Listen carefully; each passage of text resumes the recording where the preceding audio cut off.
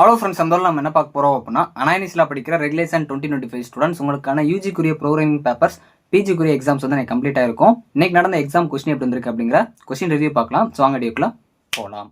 Okay friends, first எடுத்து பார்த்தீங்க அப்படின்னா, அனானிஸில் படிக்கிற regulation 2025 first semester UG and PG students.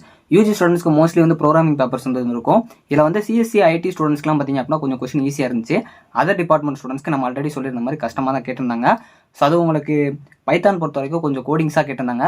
C பொறுத்த வரைக்கும் உங்களுக்கு ஈஸியாக கேட்டிருந்தாங்க. இதனால தான் நான் சொன்னேன், இதுக்கு முன்னாடி ஏதாவது ஒரு டிபார்ட்மெண்ட் கஷ்டமாக வரும் அப்படின்னு சொல்லிட்டு. அதே மாதிரி கொஸ்டின் கஷ்டமாக கேட்டிருந்தா எப்படி அப்ரோச் பண்ணணும் அப்படிங்கிறத நான் சொல்லியிருப்பேன். அதெல்லாம் உங்களுக்கு கொஞ்சம் யூஸ்ஃபுல்லாக இருந்திருக்கும் இந்த டைமு. ஸோ நம்ம கொடுத்த கொஸ்டின்ஸும் வந்துருந்துச்சு.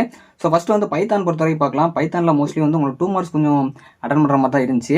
ஸோ அதுக்கப்புறம் உங்களுக்கு பிக் கொஸ்டின்லேயுமே வந்து 1-2 சப்டிவிஷன்ஸ் அட்டன் பண்ணுற மாதிரி இருந்தாலுமே ஒரு சில கொஸ்டின்ஸ் வந்து உங்களுக்கு ப்ரோக்ராம்ஸாக கேட்டிருந்தனால உங்களுக்கு அதை அட்டன் பண்ண முடியல அப்படிங்கிற மாதிரி சொன்னாங்க. ஏன்னா அதர் டிபார்ட்மெண்ட் ஸ்டூடெண்ட்ஸு கோடிங் வந்து கொஞ்சம் தெரிஞ்சிருக்கு, அதனால கொஞ்சம் கஷ்டம். ஆனால் நம்ம லாஸ்ட் மினிட் அப்லோட் பண்ண வீடியோஸ் வந்து கொஞ்சம் யூஸ்ஃபுல்லாக இருந்துச்சு அப்படிங்கிற மாதிரி சொல்லியிருந்தீங்க.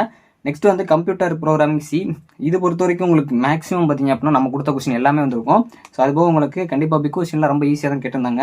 ஸோ அதனால் ஈஸியாக உங்களால் அட்டன் பண்ண முடியும். மோஸ்ட்லி இந்த ப்ரோக்ராமிங்ஸ் பேப்பர் பொறுத்த வரைக்கும் உங்களுக்கு 2 பேஜஸ்லேயே கொஸ்டின் முடிஞ்சு அப்படின்னா ஈஸியாக தான் கேட்டிருப்பாங்க. 3 பேஜஸ் 4 பேஜஸ் போயிருந்தா கண்டிப்பாக அது கோடிங் நிறைய கேட்டுக்கனால உங்களுக்கு பேஜஸ் அதிகமாக இருக்கும். அதனால் அது கஷ்டமாக இருக்கிற வாய்ப்புகள் இருக்குது.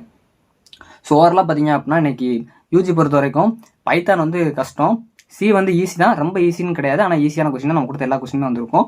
ஸோ அடுத்து உங்களுக்கு எம்சிஏ கொஸ்டின் பொறுத்த வரைக்கும் நம்ம கொடுத்த எல்லா இதுவுமே வந்துருந்துச்சு அப்படிங்கிற மாதிரி சொல்லியிருந்தாங்க. ஸோ இதில் உங்களுக்கு பிக் கொஸ்டின் பொறுத்த வரைக்குமே நம்ம கொடுத்த எல்லாத்துலேயும் வந்திருக்கும். ஸோ அதனால் இதுவும் ஒரு ஈஸியான கொஸ்டின் அப்படிங்கிற மாதிரி தான் சொல்லியிருந்தாங்க. ஸோ அதுக்கப்புறம் உங்களுக்கு லாஸ்ட்டாக அதாவது வந்து எம்பிஏ ஸ்டூடெண்ட்ஸ் அவங்களுக்கு நம்ம கொடுத்த எல்லா கொஸ்டினுமே வந்துருந்துச்சு அப்படிங்கிற மாதிரி சொன்னாங்க.